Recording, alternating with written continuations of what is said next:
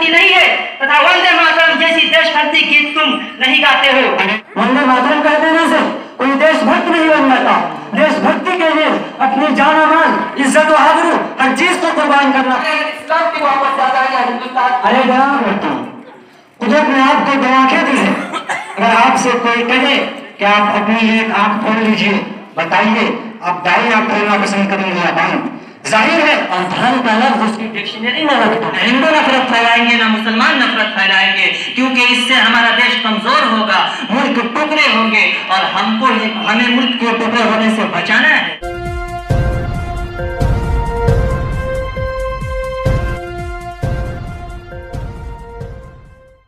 Subscribe कीजिए हमारे channel को और बेल आइकन को दबाइए हमारी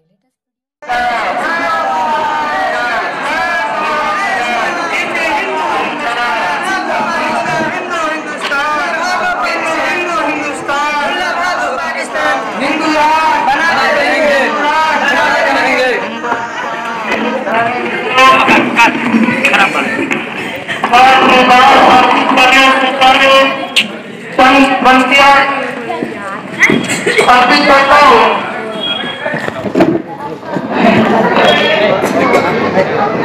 जहाँ आसमान लिखा है वहाँ पर राम लिख देंगे। शहर के पत्ते पत्ते पर कत्लेआम लिख देंगे। एक साथ कोड को तुम मान लो वरना नहीं हस्ती रहेगी हिंद में अंजाम लिख देंगे। मेरे प्यारे मित्रों, नहीं रहने देंगे, नहीं चलने देंगे। इस देश में सिर्फ हम रहेंगे और राम रहेगा। ये देश हिंदू राष्ट्र रहेगा, इसमें सिर्फ हम रहेंगे। तुम पाकिस्तान से चुने हो, तुमको पाकिस्तान जाना होगा। हाँ, तुमको पाकिस्तान जाना होगा। यह देश हमारा है, यह मुल्क हमारा है, इसमें सिर्फ हम रहेंगे और कोई नहीं। क्योंकि इस देश के हर वासी नारी से लेकर बालक तक, युवाओं से लेकर महापुरुषों तक इस बात का ज्ञान रखते हैं कि भारत देश हमारी ही रक्तदान से आजाद हुआ है। 19वीं सदी ईस्वी में जंग आजादी का सिर्फ एक मार्ग समझा जाता था, वो मार्ग था शांति शक्ति, शांति को भंग करना, अशांति फैलाना। किंतु हमारे राष्ट्रपिता महात्मा गांधी, जवाहरलाल नेहरू, रविंद्रनाथ टैगोर और उन्हीं महापुरुषों ने मिलकर बरतानिया साम्राज्य से अपना लोहा मनवाया और उनके युद्ध अपने आत्मा परमात्मा से युद्ध करते रहे। तब जाकर यह भारत देश हमारे जिस्म में हिंदू हिंदू हिंदुस्तान पाकिस्तान हिंदुस्तान बना के रहेंगे, हिंदू राष्ट्र बनाने वाले तुम कहते हैं कि हिंदुस्तान हिंदू राष्ट्र ये भारत हिंदुओं का देश है। तारीख से आया कि मैं उससे एक सवाल पूछता कि हिंदुस्तान हिंदू राष्ट्र पर कैसे हिंदू बनाने के बाद अपने अकीदे के मुताबिक जला दिए जाते और उसके बाद मुकद्दर करना जमना बढ़ा दिया जाता। अब कहाँ रह रहे हिंदू, लेकिन मुसलमानों के यहाँ बदलाने के तरीके वो बनने के बाद भी इसी मुल्क में रहते और ये मानो औरत कहती है मेरे सपूत मेरे गोद में सो जा। इसलिए मैं पहले भी हिंदुस्तानी हूँ, बाद में भी हिंदुस्तानी हूँ और अभी मैं भी हिंदुस्तानी हूँ। हिंदुस्तान जिंदाबाद,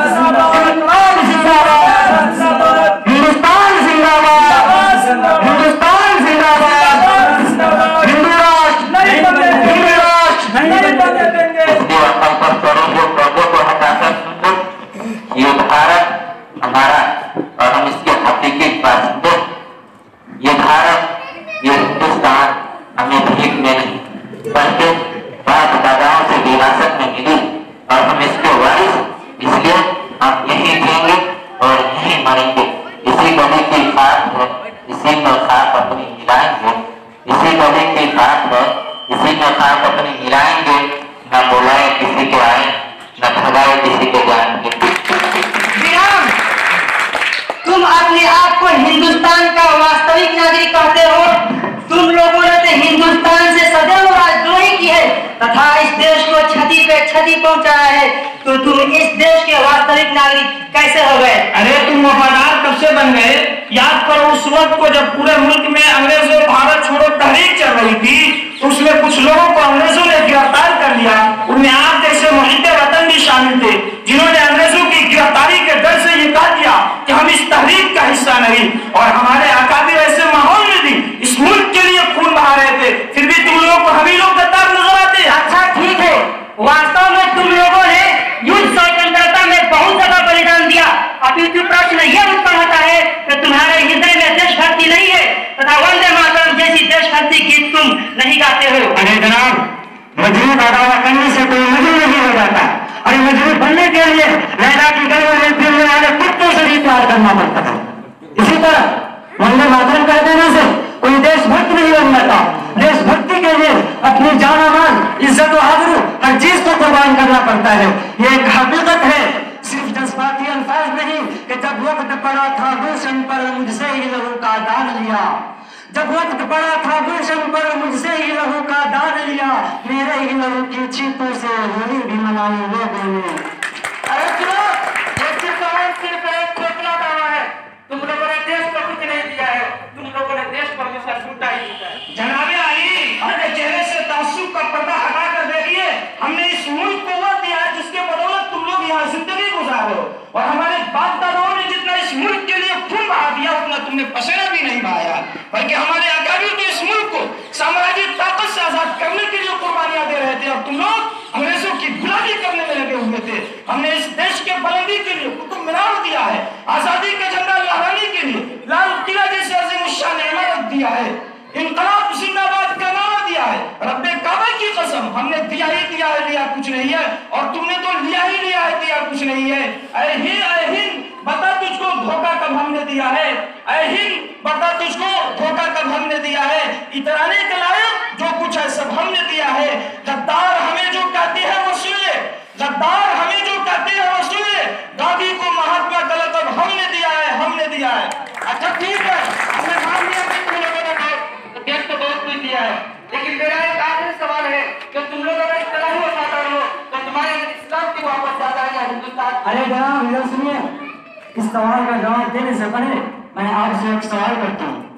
कुदरत ने आपको दो आंखें दी है, अगर आपसे कोई कहे कि आप अपनी एक आंख खोल लीजिए, बताइए आप दाई आंख खोलना पसंद करेंगे या बाएं? जाहिर है आप कोई से भी आंख खोलना पसंद नहीं करेंगे। इसी तरह इस्लाम और मुल्क हिंदुस्तान हमारी दो आंखें हैं, जिनमें से दोनों महबूब है, किसी एक को भी खोला नहीं जा सकता। अलबत्ता इस्लाम मुकद्दम है क्योंकि इसने हमें मुल्क से मोहब्बत की तालीम दी है। हम खाके वतन से इस कदर प्यार करते हैं, अरे हम खाके वतन से इस कदर प्यार करते हैं, मरने के बाद भी खाके वतन इस्तेमाल करते हैं। हम सजदा भी करते हैं तो इसी खाके वतन पर, अरे हम सजदा भी करते हैं तो इसी खाके वतन पर, वतन के लिए भी खाके वतन का इंतजार करते हैं।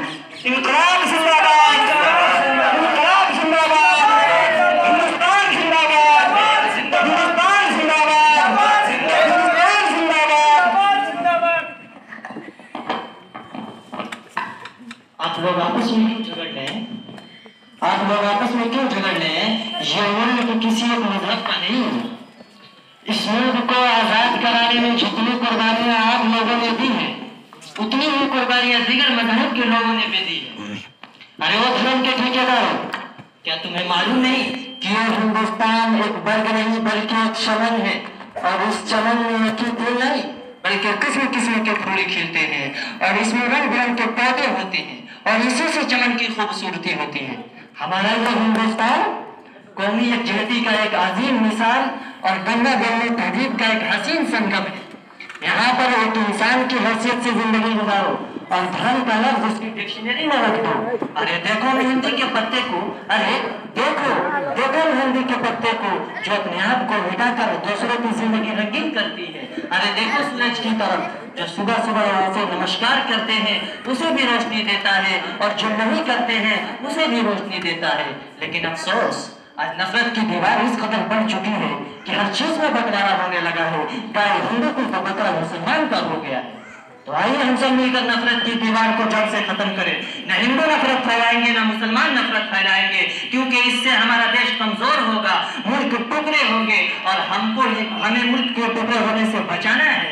और हम शेर के मिसदाक हो जाए कि हमें राम कहते हैं, हमें रहमान कहते हैं, हमें राम कहते हैं, हमें रहमान कहते हैं। जहां सब समा जाए उसे ही हिंदुस्तान कहते हैं।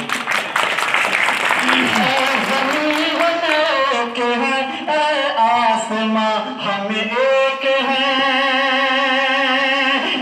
ज़मीन हम एक है, आसमां हम एक है, ज़मीन हम एक है, आसमां हम एक है, ज़मीन हम एक है, आसमां हम एक है। सूए मंजिल बढ़ रहा है, सूए मंजिल बढ़ रहा है, कारवां हम एक है। सूए मंजिल बढ़ रहा है, कारवां हम